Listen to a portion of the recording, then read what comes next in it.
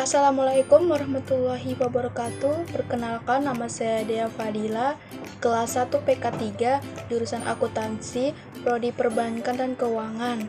Di sini saya akan membahas tentang kegiatan kedua mengenai jenis-jenis manajemen dan keterampilan yang dibutuhkan.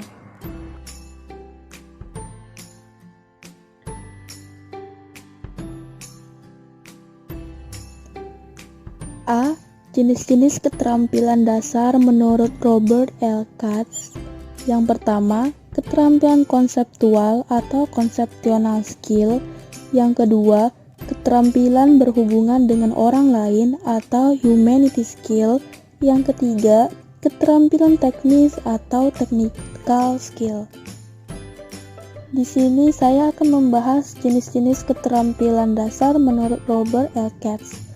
Yang pertama, keterampilan konseptual atau conceptual skill. Keterampilan konseptual adalah keterampilan seorang manajer dalam konsep pemikiran, ide, gagasan yang sangat berguna bagi penyusunan rencana dan pemecahan masalah nanti. Contohnya, kemampuan perencanaan, pengorganisasian, dan pengontrolan terhadap item pekerjaan yang dilakukan. Yang kedua, keterampilan berhubungan dengan orang lain atau humanity skill. Keterampilan berhubungan dengan orang lain adalah kemampuan seorang manajer untuk berinteraksi dengan orang lain. Karena dengan komunikasi dan interaksi baik dengan orang lain, maka akan membawa dampak baik juga bagi manajer tersebut. Contohnya berinteraksi secara efektif dengan anggota organisasinya, serta membangun pemahaman dan usaha kooperatif dalam tim yang dipimpinnya. Yang ketiga adalah keterampilan teknis atau technical skill. Keterampilan teknis ini pada umumnya merupakan bekal bagi manajer pada tingkat yang lebih rendah. Keterampilan teknis ini merupakan kemampuan untuk menjalankan suatu pekerjaan tertentu, misalnya menggunakan program komputer, memperbaiki mesin, membuat kursi, akuntansi, dan lain-lain. Selain 3 keterampilan dasar di atas, Ricky W. Griffin menambahkan 2 keterampilan dasar yang perlu dimiliki manajer, yaitu keterampilan manajemen waktu. Yang kedua, keterampilan membuat keputusan. Yang pertama, keterampilan manajemen waktu. Keterampilan manajemen waktu merupakan keterampilan yang merujuk pada kemampuan seorang manajer untuk menggunakan waktu yang dimilikinya secara bijaksana. Yang kedua, keterampilan membuat keputusan. Keterampilan membuat keputusan merupakan kemampuan untuk mendefinisikan masalah dan menentukan cara terbaik dalam memecahkannya. Kemampuan membuat keputusan adalah yang paling utama bagi seorang manajer, terutama bagi kelompok manajer atas atau top manager. Sekarang saya akan membahas tentang poin B, pengelompokan manajer. Pengelompokan manajer ada 3, yaitu manajemen lini pertama atau first line management, yang kedua manajemen tingkat menengah atau middle management, dan yang ketiga manajemen puncak atau top management. 1. Manajemen lini pertama atau first line management. Manajemen lini pertama juga dikenal dengan istilah manajemen operasional, yaitu manajemen tingkatan paling bawah yang mempunyai tugas memimpin dan mengawasi karyawan non-manajerial yang terlibat dalam proses produksi.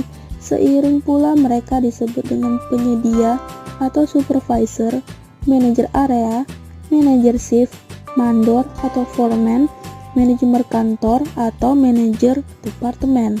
Yang kedua, manajemen tingkat menengah atau middle management. Manajemen pada tingkat menengah meliputi semua manajemen yang berada di antara manajemen puncak dan manajer lini pertama yang bertugas menghubungkan keduanya, termasuk dalam manajer menengah antara lain kepala bagian, manajer pabrik atau manajer divisi. Yang ketiga, manajemen puncak atau top management. Manajemen pada tingkat paling atas ini juga dikenal dengan istilah executive officer, mempunyai tugas dalam perencanaan kegiatan dan strategi perusahaan secara umum, serta mengarahkannya jalan perusahaan.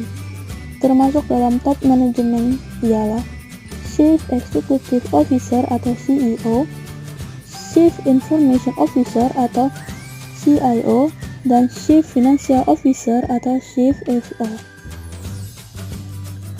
Di dalam melaksanakan tugas, setiap tingkatan manajer mempunyai fungsi utama atau keahlian yang berbeda, yaitu keahlian teknik atau technical skill, dan yang kedua, keahlian manajerial atau managerial skill. Yang pertama, keahlian teknik atau technical skill, yaitu keahlian tentang bagaimana cara mengerjakan dan menghasilkan sesuatu yang terdiri atas pengarahan dengan motivasi, supervisi, dan komunikasi. Contohnya, seorang manajer yang bertanggung jawab di bidang keuangan harus mengetahui ilmu-ilmu bidang keuangan. Yang kedua, keahlian manajerial atau managerial skill, yaitu keahlian yang terkait dengan hal penetapan tujuan perencanaan, pengorganisasian, penyusunan personalia, dan pengawasan. Contoh, seorang pimpinan usaha dituntut untuk memiliki kemampuan manajerial sehingga kegiatan mengintegrasikan dan mengkoordinasikan. Pembahas selanjutnya yaitu C. Manajer dan lingkungan eksternal organisasi terbagi menjadi dua, yaitu lingkungan eksternal mikro dan lingkungan eksternal makro. Yang pertama, lingkungan eksternal mikro. Lingkungan eksternal atau lingkungan yang berada di luar organisasi saling mempertukarkan sumber dayanya dengan organi tersebut dan bergantung satu sama lain. Organisasi mendapatkan input berupa bahan baku, uang, tenaga kerja dari lingkungan eksternal, kemudian ditransformasikan menjadi produk dan jasa sebagai output bagi lingkungan eksternal. Contoh, keadaan alam, sumber daya alam, pendidikan dan kebudayaan, dan sosial dan budaya. Kedua, lingkungan eksternal makro, yaitu lingkungan yang mempunyai pengaruh tidak langsung. Masing-masing anggota dunia usaha memiliki perbedaan dalam memberikan faktor-faktor yang secara konkret dapat dimasukkan ke dalam lingkungan eksternal makro atau mikro. Oleh karena itu, pertimbangan pemilihan faktor eksternal, makro, dan mikro dilakukan secara umum. Contoh-contohnya, teknologi yang berkaitan dengan perkembangan proses kerja, peralatan metode pasar, sebagai sasaran produk yang dihasilkan perusahaan. Selanjutnya, menurut Hani Handoko, lingkungan eksternal mikro meliputi hal-hal sebagai berikut. Yang pertama, para pesaing. Yang kedua, pelanggan. Yang ketiga, pasar tenaga kerja. Yang pertama, para pesaing. Lingkungan persaingan perusahaan tercermin dari tipe, jumlah, dan norma-norma perilaku organisasi-organisasi pesaing. Dengan pemahaman akan lingkungan persaingan yang dihadapi, organisasi dapat mengetahui posisi persaingannya sehingga lebih mampu mengoptimalkan operasinya. Yang kedua, strategi. Kebijakan dan taktik pemasaran perusahaan sangat tergantung situasi pasar dan pelanggan. Biasanya, manajer pemasaran menganalisa profil pelanggan sekarang dan potensial serta kondisi pasar dan mengarahkan kegiatan-kegiatan pemasaran perusahaan berdasarkan hasil analisa tersebut. Yang ketiga, pasar tenaga kerja. Organisasi memerlukan sejumlah karyawan atau personalia dengan bermacam-macam keterampilan, kemampuan, dan pengalaman sehingga perlu menggunakan banyak saluran untuk menarik dan mendapatkan karyawan-karyawan tersebut. Ada 5 hal yang tercakup dalam lingkungan eksternal makro, yaitu A. Ekonomi, B. Teknologi, C. Politik hukum, D. Sosial budaya, dan E. Dimensi internasional. Yang pertama, ekonomi. Keadaan ekonomi suatu negara akan mempengaruhi sebagian besar organisasi yang beroperasi di dalamnya. Pada suatu keadaan perekonomian yang sedang tumbuh, secara umum kemampuan daya beli masyarakat untuk membeli suatu produk atau jasa meningkat. Yang kedua, teknologi adalah pengetahuan peralatan dan teknik yang digunakan untuk mengubah bentuk masukan atau input menjadi keluaran atau output, sehingga perubahan dalam teknologi dapat membantu perusahaan menyediakan produk yang lebih baik atau menghasilkan produknya dengan lebih efisien. Yang ketiga, politik hukum.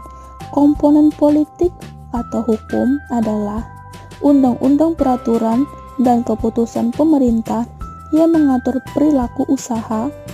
Komponen politik atau hukum ini dalam suatu periode waktu tertentu akan menentukan operasi perusahaan.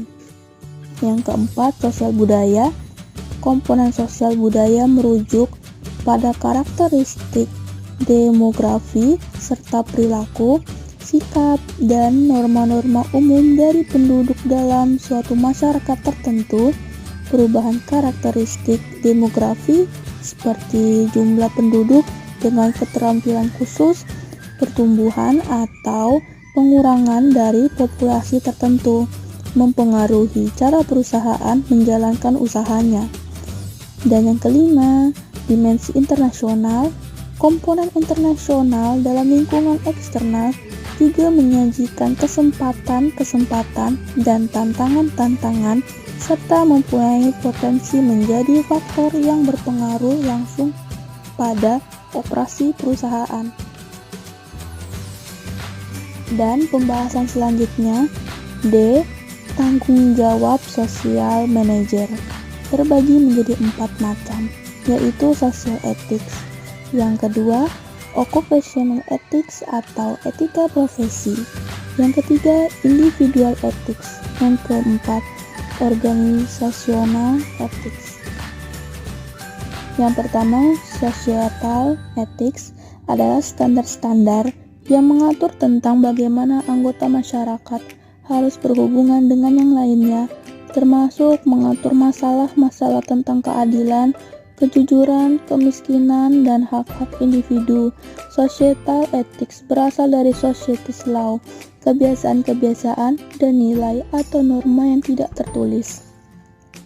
Yang kedua, occupational ethics atau etika profesi adalah standar-standar yang mengatur tentang bagaimana anggota suatu profesi, perdagangan, atau keahlian harus bertindak atau bertingkah laku ketika melaksanakan pekerjaannya. Yang ketiga, individual ethics adalah standar-standar yang mengatur tentang bagaimana orang melihat tanggung jawabnya terhadap orang lain dan bagaimana mereka harus bertindak dalam situasi di mana kepentingan pribadinya dipertaruhkan. Dan yang keempat, organizational ethics adalah petunjuk praktis untuk perusahaan dan manajernya tentang bagaimana mereka harus bertanggung jawab terhadap stakeholder. Etika individu dari pendiri perusahaan dan top manajernya sangat penting dalam pembentukan kode etik organisasi. Cukup sekian dari presentasi video saya, semoga bermanfaat dan mohon maaf bila terjadi kesalahan kata atau presentasi saya. Terima kasih semuanya. Assalamualaikum warahmatullahi wabarakatuh.